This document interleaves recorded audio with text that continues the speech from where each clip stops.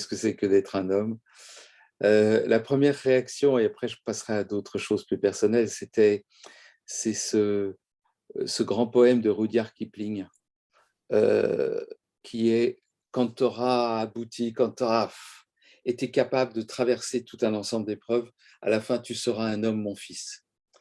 Et c'est vraiment c'est un poème qui m'a beaucoup touché. D'ailleurs, même quand là j'en parle, c'est quelque chose qui me fait des frissons dans le dos et qui est le pendant du titre de Simone de Beauvoir, Le deuxième siècle, qui était On ne naît pas femme, on le devient. Et en fait, je pense que c'est exactement la même chose. On ne naît pas homme, on le devient. Et donc, qu'est-ce que c'est qu'être homme? C'est qu'est-ce que c'est qu'être homme déjà aujourd'hui, parce que je pense que c'est ça plus la question fondamentale, c'est maintenant. Hein. Mais ça nous met dans une histoire. Qu'est-ce que c'était que d'être homme et qu'est-ce qui nous est légué de notre passé? Et ensuite, moi, je parlerai un peu de ça parce que c'est important pour moi.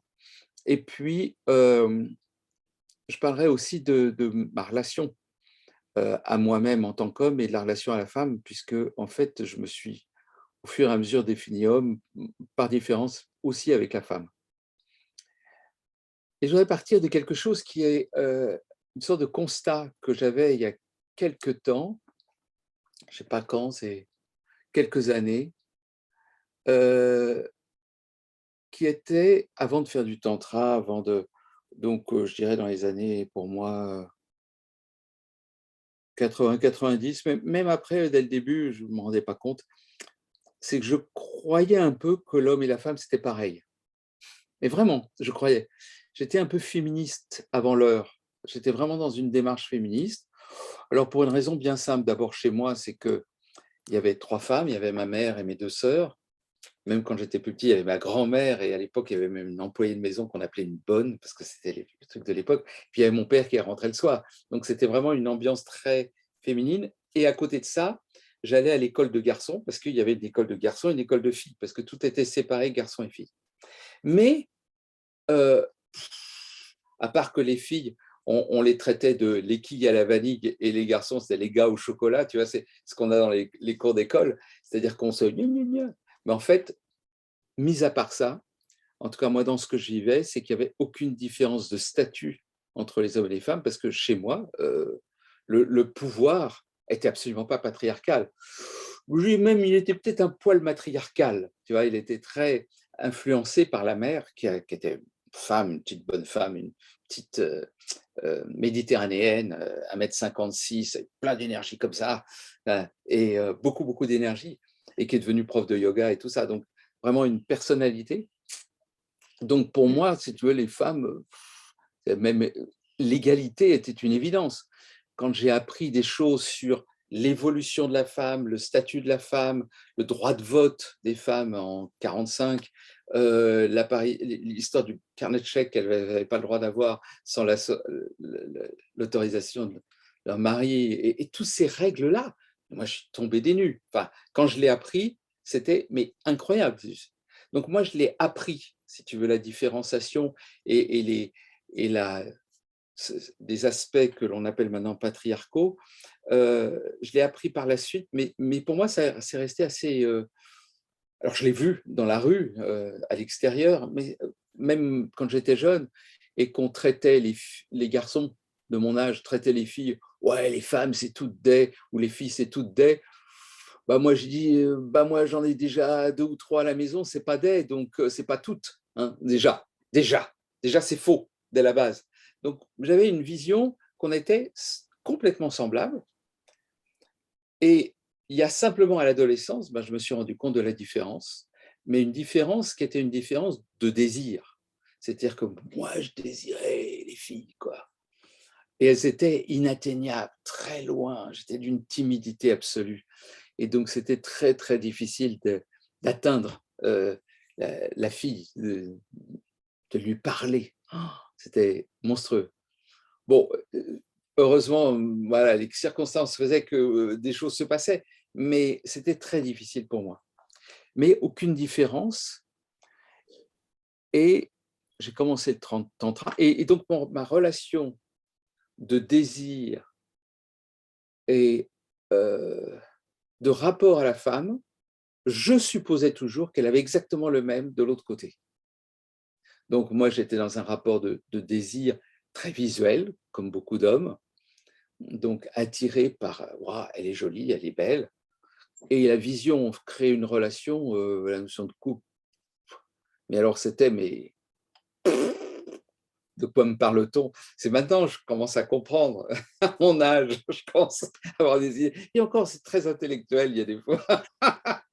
Comme me dit ma compagne, tu pourrais travailler encore dessus, quoi. Voilà.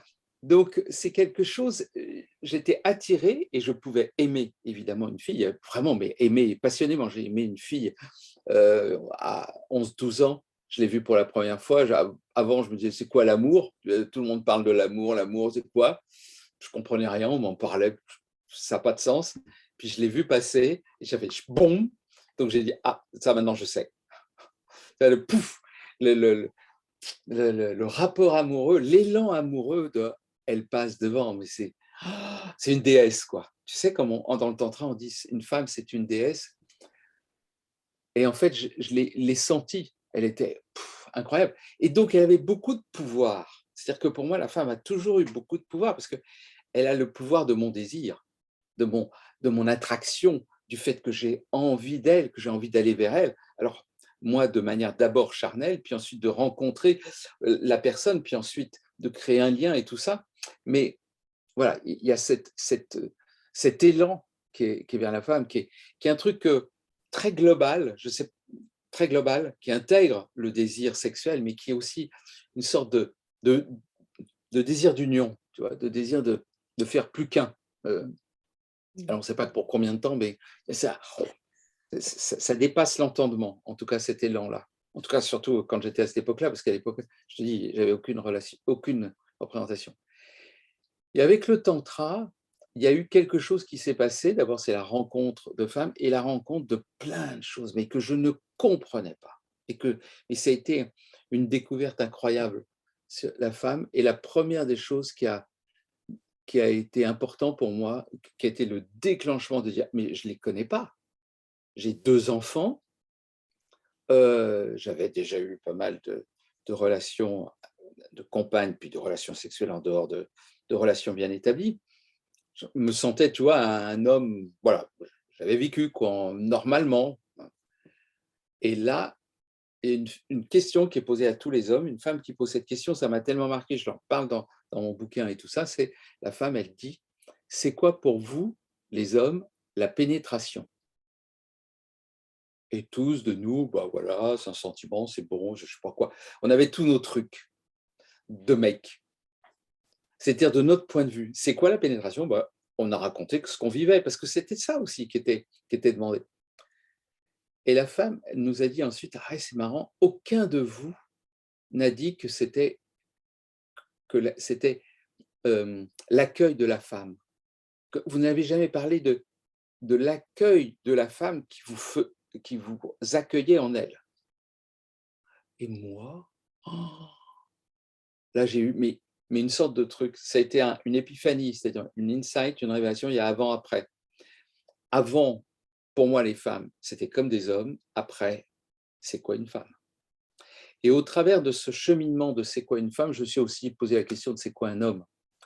Même si j'avais des idées, mais je me suis posé la question de c'est quoi un homme dans la différence homme-femme? C'est quoi de porter ses testicules? C'est quoi d'avoir des couilles, quoi? Ce pénis, ses couilles, et ensuite, comment cet élan vers les femmes, alors c'est différent hein, pour les homosexuels, bien sûr, mais là, je le mets du point de vue hétérosexuel, cet élan vers la femme, cette, et surtout de me rendre compte que de l'autre côté, c'était une terre inconnue et qui est toujours un peu inconnue. Plus je vais dans cette terre-là, plus j'essaye de comprendre la femme, puis il y a des moments, je ne comprendrai jamais, c'est pas possible, j'abandonne. Tu sais, j'adore ces blagues, ces histoires. J'adore toutes les blagues qu'on peut avoir sur les hommes, les femmes, les Mars et Vénus et tout. Tout ça, c'est très drôle parce que c'est vrai, il y a un truc drôle quand même. On est là comme ça, on se machin. On croit qu'on est à peu près pareil, on se rend compte qu'on est à des années-lumière. Et pourtant, d'un autre point de vue, sur des tas de choses, on est pareil. On a 2 bras, 2 jambes. S'il s'agit de, tiens, puisqu'il y a un piano là, s'il s'agit de jouer du piano, ben, un homme ou une femme, c'est pareil. Je veux dire, c'est très difficile d'entendre, même dans le classique, si c'est un homme ou une femme qui joue du classique. C'est très pas possible. Parfois, peut-être, pour certains styles, mais très difficile. Donc, en fait, il y a plein d'endroits où c'est tout à fait pareil. Et puis, il y a un endroit où c'est pas pareil. C'est dès qu'on se rapproche du biologique et dès qu'on se rapproche du sexuel et donc du relationnel, du cœur-sexe. Dès qu'on se rapproche de la relation cœur-sexe, là, il y a tout d'un coup, pouf, il y a quelque chose qui se passe d'une différence que je vois et qui, pour moi, n'est pas qui a une partie, disons, qui est acquise, mais une grosse partie aussi qui est biologique, qui est de notre essence, et une autre partie qui est tout ce que, ce que la culture nous a aussi donné. Et je vois bien les différences culturelles, on va dans un pays, on va dans un autre, on voit qu'il y a des différences culturelles et que le rapport homme-femme n'est pas le même dans tous les pays. Donc, bien sûr qu'il y a une différence culturelle importante, mais il y a aussi un élan, une caractéristique individuelle qui vient à la fois de nos hormones et puis aussi de notre corps, du rapport que nous avons eu avec notre corps pendant toute notre vie. Et voilà. Et tout cela, et aussi de cette attirance, de cet élan que l'on peut avoir vis-à-vis de l'autre sexe. Et tout ça va constituer au bout d'un moment une polarité. Il y a une polarité une polarisation qui va se faire à l'intérieur de nous. Alors, voilà, ça c'est pour moi le fait d'avoir découvert que l'homme n'était pas une femme. Et donc que j'étais vraiment un homme, puisque je n'étais pas une femme. Il y a eu une période, moi je pense quand j'avais une trentaine d'années, je ne savais pas si j'étais vraiment un homme. On m'aurait mis la question, Jacques, est-ce que tu te sens un homme? Je me serais, quand j'avais pas de barbe à l'époque, je serais gratté le menton et j'aurais eu du mal à répondre. J'étais pas une femme, mais c'était quoi un homme? Ben, je ne savais pas. Je ne savais pas parce que j'étais encore dans tout mon truc d'essayer de me rencontrer, de me trouver. Et je pense que c'est une question qui est très difficile pour les adolescents et pour les jeunes hommes, qui est de qu'est-ce que c'est qu'être un homme, qu'est-ce que c'est qu'être une femme.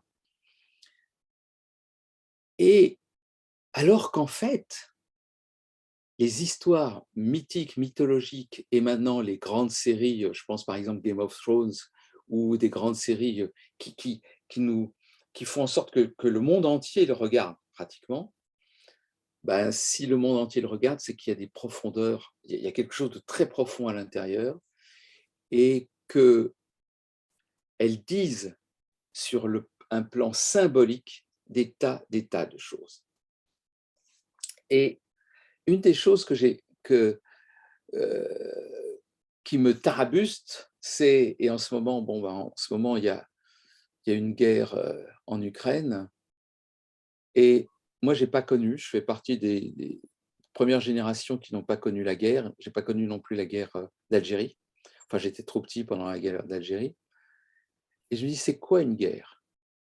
Et en fait, il faut voir que la guerre, elle a forgé l'humanité pendant des millénaires. Et on peut dire qu'il y a trois notions qui ont forgé l'humanité. C'est un, la survie quasiment individuelle, bouffer. La deuxième, c'est se reproduire. Et la troisième, c'est se défendre. Et ça a été fait mais tout le temps, tout le temps. Et on peut dire que tout le monde a un peu partagé, évidemment, les trois aspects, mais que l'homme particulièrement a reçu en héritage, si j'ose dire, la fonction défense et protection. Et c'est, quand on regarde toute l'histoire, c'est les hommes qui défendent les femmes et les enfants. Tu sais, les femmes et les enfants d'abord, comme on dit. Et je suis touché à l'heure actuelle qu'on ne voit plus ça. Et je pense qu'on ne voit plus ça parce qu'on n'est plus en danger. Donc on ne voit plus que l'aspect négatif du protecteur, qui était au contraire l'asservissement. Et donc le côté malsain, le côté toxique du masculin, qui va asservir, violer les femmes. Mais d'après moi, ce n'est pas la majorité, et ce n'est pas non, c'est pas la majorité. Et si maintenant on ne voit plus que ça, c'est parce qu'on ne voit plus la fonction protectrice qui était tellement importante. Et moi, je suis sûr que en Ukraine à l'heure actuelle, on ne se pose plus la question de savoir si on est des hommes, des femmes, du genre, du pas du genre, parce qu'il s'agit de défendre. Et il semblerait que, ce que j'ai entendu dire, peut-être que c'est faux, mais c'est ce que j'ai entendu, que dans les personnes qui fuient l'Ukraine, évidemment, il y a des hommes, des femmes, mais beaucoup de femmes et d'enfants, beaucoup d'hommes qui restent. Et quand on parle dans des usines où des gens se défendent, c'est essentiellement des hommes qui sont les armes à la main et qui défendent leur, leur, leur femme, leur existence contre d'autres. Je ne veux pas dire qui a raison et qui a tort, ça me dérange, c'est pas ça qui est important dans cette discussion. Ce qui est important, c'est de dire qu'à un moment donné, quand il y a du danger, ce sont les hommes qui sont devant. Et il y a quelque chose en nous que nous apprenions quand on était petit, parce qu'on avait vu nos parents, nos grands-parents qui avaient fait la guerre. Mon père avait fait la guerre. Il a connu la guerre de 14-18, il était tout petit, mais il a fait la guerre de 39-45. Il était sur le front italien, mais bon, il l'a quand même connu. Et j'ai un beau-frère qui a bien connu la guerre d'Algérie et qui est hypersensible d'avoir vécu ce genre de choses, d'avoir vécu aussi les atrocités. Donc c'était quelque chose d'être un homme dans cette fonction d'homme, donc la nécessité du courage, la nécessité de la puissance, de la force pour défendre, et évidemment aussi de la force et de la puissance pour nourrir la famille.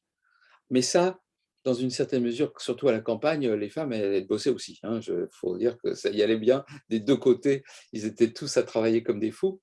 Mais c'est pour ça que je parle de la fonction défense, parce que là, il y a quelque chose qui, traditionnellement, était vraiment séparé à ce niveau-là, pour des raisons certainement de force, même s'il y a eu des femmes guerrières dans l'histoire. On en parle beaucoup, surtout maintenant avec la série Viking, où on voit des femmes guerrières, mais il y a eu des Vikings, et même des chefs de guerre femmes chez les Vikings. Donc, il faut le reconnaître aussi, tu vois, c'est important de tout reconnaître. Et il y a des combattantes, bien sûr, et je pense que là, ce que je disais en Ukraine, il y a des combattantes, évidemment. Mais la majorité, là, je suis en train de parler de majorité, et de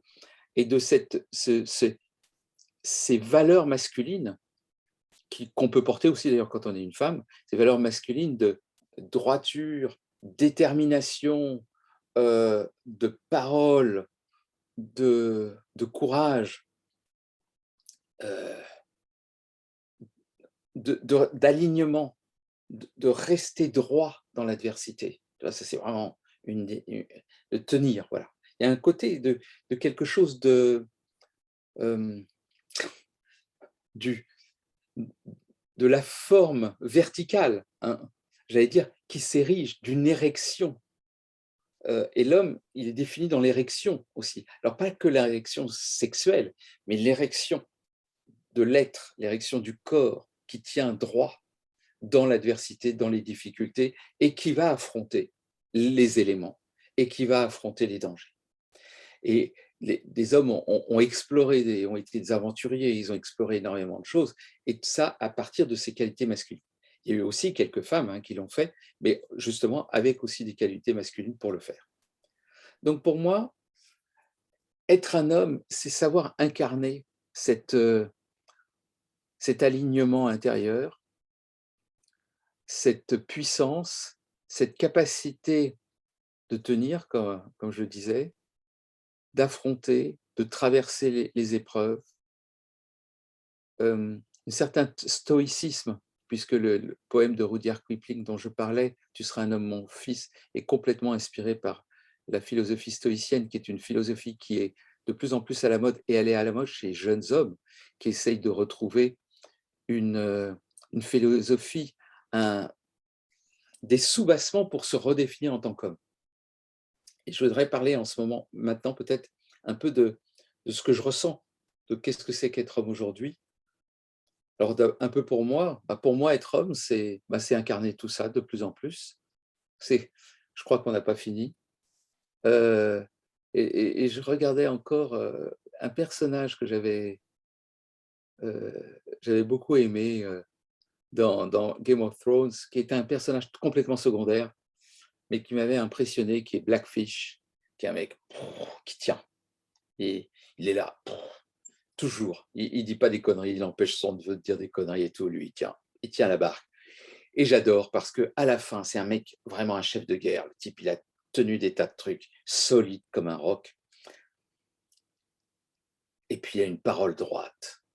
Et puis, à la fin, il aide des personnes à s'échapper à tout ça. Et puis, son château est assailli. Bon, il n'y a plus qu'à le défendre, quoi. Et puis, c'est très bien. Et là, il dit, alors que c'est un combattant valeureux, il sort son épée, il dit, ça fait longtemps que je ne l'ai pas sorti quand même. Et une puissance, et en même temps, il a fait longtemps que je ne l'ai pas sorti, il sait qu'il va mourir, il ne sait pas combien de mecs il va embrocher d'abord, il sait qu'il va mourir au 5e, 6e, mais il s'en fout, il est au-delà de ça. Tu vois, ça, rien que de dire ça, moi, c'est voilà, l'émotion. Et c'est ça que j'ai vu chez mes grands-parents, chez mes parents, ils ont été capables de tenir. Chez mon père, chez mes grands-parents, cette énergie de dire, c'est pas grave, c'est au-delà de la mort, la vie au-delà de la mort. Voilà, c'est quelque chose qui m'a beaucoup touché, en fait, dans ces hommes dont j'ai entendu parler, parce que j'ai dit, mon père ayant fait la guerre, tous ses copains, ils avaient fait la guerre aussi. Donc tout petit, j'ai entendu que des histoires de guerre. Et ma grand-mère, elle avait fait 14-18. Mon grand-père avait fait 14-18. Donc quand j'étais tout petit, j'ai eu les deux guerres. Alors on aimait les Foch, Hoche, jamais su très bien les généraux, les maréchaux. Pétain, on l'a aimé à une époque, on l'aimait plus à une autre. Voilà, il y a eu De Gaulle, tout ça. Mais j'ai baigné dans cette mentalité-là. Et je pense qu'à l'heure actuelle, il n'y a plus ça. J'ai pas dit. Mon père me disait toujours, quand il nous a vus dans les années 70, après 68, on va dire, quand il y a cette libération des mœurs, cette ouverture, cette transformation de société. On est tous, à l'heure actuelle, issus d'une société qui s'est transformée, mais complètement, depuis les années 70. Et mon père me disait, il vous faudrait une bonne guerre pour connaître ces valeurs-là. Et c'est marrant de reparler de ça. Et c'est non pas que je souhaite à personne d'être une bonne guerre, mais simplement, je pense qu'il n'y a pas besoin d'avoir une guerre pour avoir ses qualités. Parce qu'à l'heure actuelle, la planète est en danger, la planète a besoin de puissance pour transformer le monde. On a besoin de transformer le monde, pas avec des gens qui disent on va essayer de transformer. Non, il faut y aller. Et à un moment donné, il faut y aller. Et ce que je vois chez les jeunes, c'est qu'ils cherchent en ce moment cette puissance-là ailleurs. Non pas en attaquant quelqu'un, mais en se transformant de l'intérieur. Et je vais parler de choses qui me touchent. En particulier, il y a un homme, je sais pas, qui est venu qui commence à être connu dans tous les jeunes qui veulent se démerder par eux-mêmes. C'est un type qui s'appelle Wim Hof. Wim Hof, c'est l'homme qui est capable, qui se plonge dans des bains glacés, qui est plongé sous la banquise, etc. Ça, comme ça, en maillot de bain. Hein. Donc, qui a fait un marathon sur des glaces avec juste des chaussures et un short, quoi. Donc, on l'appelle Iceman. Et de plus en plus, son discours, qui est un discours de puissance, est entendu par des jeunes. Ils disent « Ah waouh, moi je suis capable de faire ça ». Et d'autres jeunes hommes vous disent moi je vais faire du sport extrême, parce qu'on ne peut pas rouler en voiture de manière trop vite, ok, c'est ok, on ne peut pas faire n'importe quoi dans le monde quotidien, les règles sont très contraignantes, qu'est-ce qu'on va faire? Eh bien, je vais faire du sport extrême. Et donc, il y a un développement de prise de risque. L'homme jeune a besoin de prendre des risques. Quand on a j'allais dire, entre 15 et 35 ans, enfin 15 et 30 ans, il y a besoin de prendre des risques pour s'affirmer, pour aller se rencontrer, pour aller rencontrer son courage, sa capacité à gérer ces situations difficiles.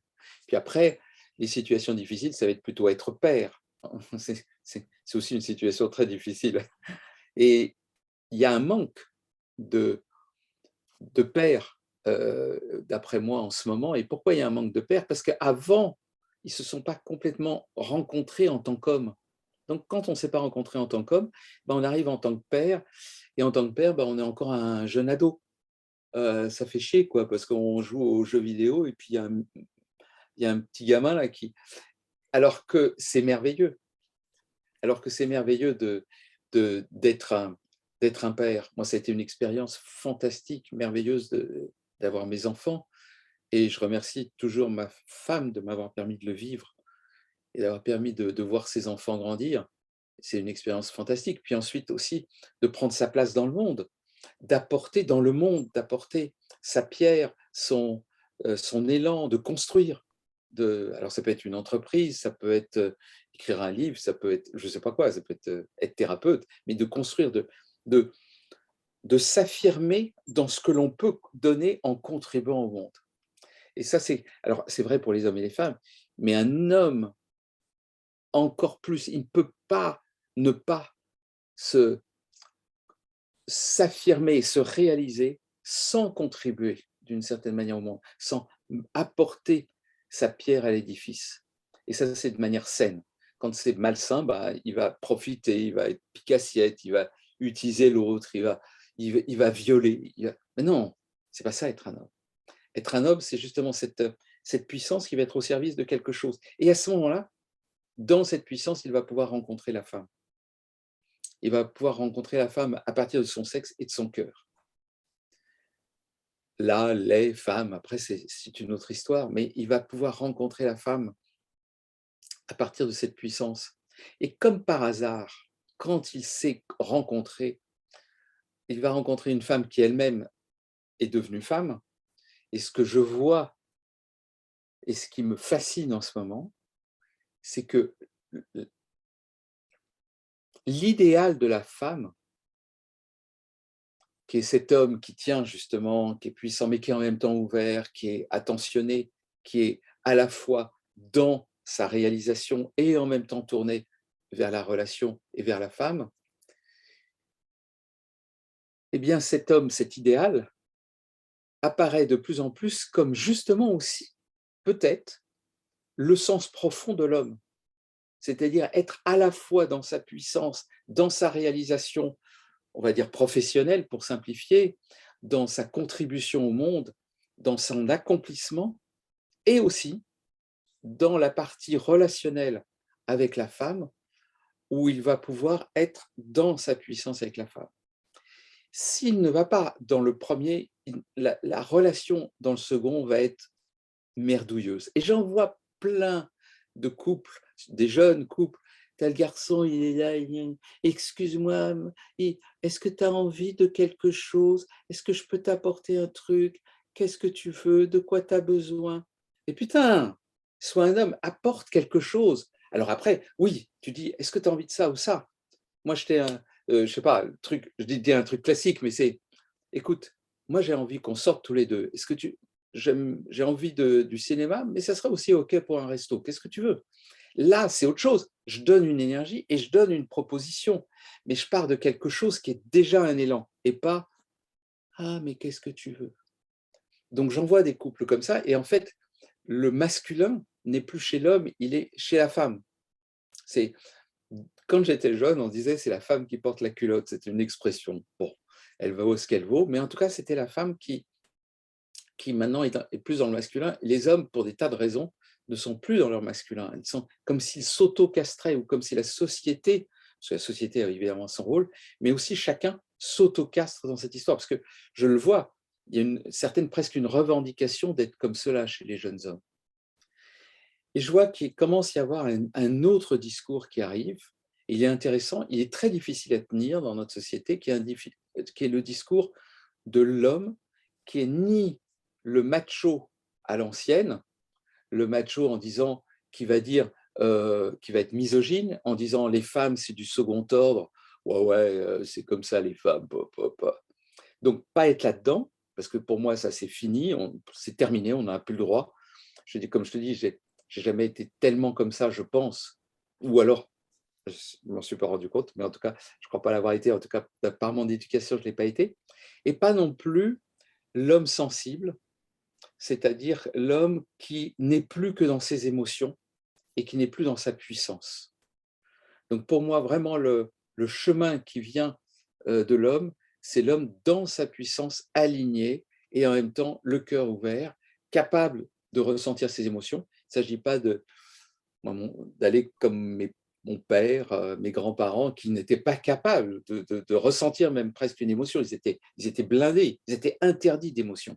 Donc maintenant, on peut aller dans son émotion, on peut s'assumer dans son émotion, et en même temps, on peut s'assumer dans sa puissance, euh, et prendre des décisions, être, euh, d'être complètement avec soi, au service de quelque chose, au service du monde, au service de la vie, avec la femme. Voilà, pour moi, c'est et dans une égalité et en même temps dans une polarité qui peut s'exprimer. Elle n'a pas besoin de s'exprimer pour tout le monde, elle est différente pour chacun, mais que cette polarité peut s'exprimer, et que le masculin, et c'est ça pour moi le mot de la fin, ce que j'ai envie de dire, c'est que c'est super d'être un homme, et que le masculin, on en a absolument besoin. Et tant qu'à faire que les hommes l'incarnent. Hein. On peut l'incarner, les femmes peuvent incarner le masculin, mais tant qu'à faire, voilà, qu'on soit les porteurs aussi, les porteurs de ce masculin saint, lumineux, qui met notre puissance au service du monde, au service de l'évolution de notre société, au service de l'écologie, au service de la relation homme-femme, au service voilà, au service de cette transformation de l'être humain et de cette élévation ou accroissement, élévation de conscience ou accroissement de conscience dans l'amour, mais dans la puissance. Et ça, c'est pour moi, là, vraiment quelque chose d'important pour moi chez l'homme. Voilà un peu ce que je voulais dire.